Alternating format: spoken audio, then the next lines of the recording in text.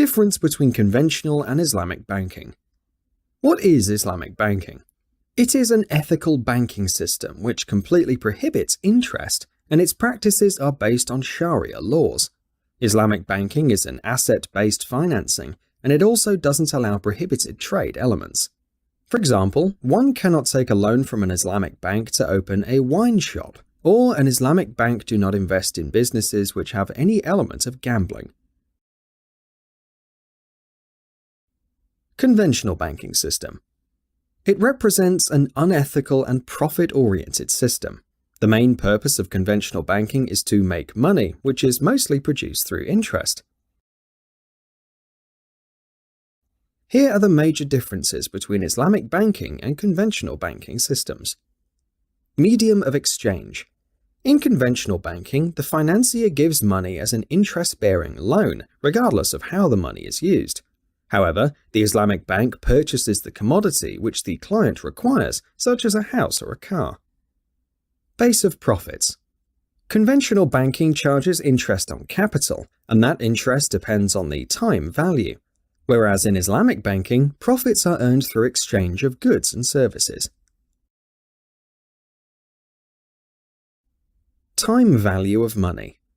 The conventional loan amounts keep on increasing with the passage of time, while the selling price once agreed in Islamic finance remains fixed.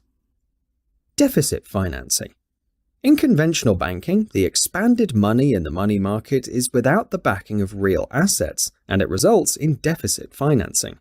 On the other hand, in Islamic banking, the balanced budget is the outcome of no expansion of money. Sharing in loss. When a lender suffers losses in a conventional type of loan, it is not shared by the bank, whereas loss is shared by Islamic banks as an investment partner. Disbursing funds. In conventional financing, while disbursing cash finance, running finance, or working capital finance, no agreement for exchange of goods and services is made. But on the other hand, execution of agreements for the exchange of goods and services is must when funds are disburses under Murabaha, Salam, and Istisna contracts.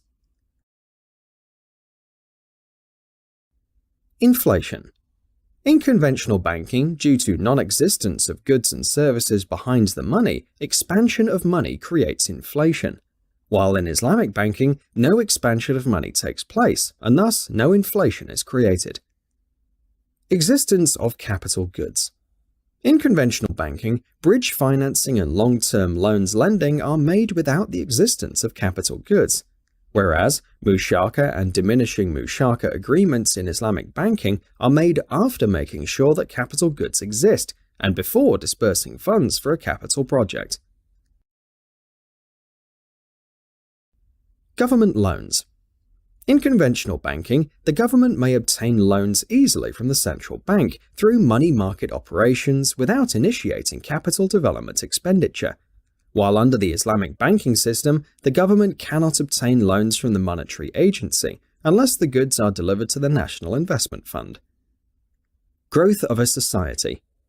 In a conventional system, real growth of wealth does not take place and money remains in a few hands, whereas the Islamic banking grows the real wealth of lots of people. Project failure. In case of project failure, conventional loan becomes non-performing loan, while in Islamic banking system, the management of the organization can be handed over to better management. Effect on GDP. Debts financing gets the advantage of leverage for an enterprise due to interest expense as deductible item from taxable profits. This causes huge burden of taxes on salaried persons, and so it decreases real GDP. Whereas, due to profit-sharing concept in modes like Mudaba and Mushaka, extra taxes are generated for the government. This minimizes the tax burden on salaried persons, increases their savings, and also increases the real GDP. Effect on national currency. In conventional finance, net exports amount becomes negative due to decrease in GDP. This results in further foreign debts and weaker local currency. Whereas in Islamic banking, net exports amount becomes positive due to increase in GDP, and so it reduces foreign debt's burden and local currency becomes stronger. Nature of financing. Conventional financing such as lease is offered through funds having usufruct, whereas the lesser in Islamic lease provides asset and not funds, so the return is rent rather than interest.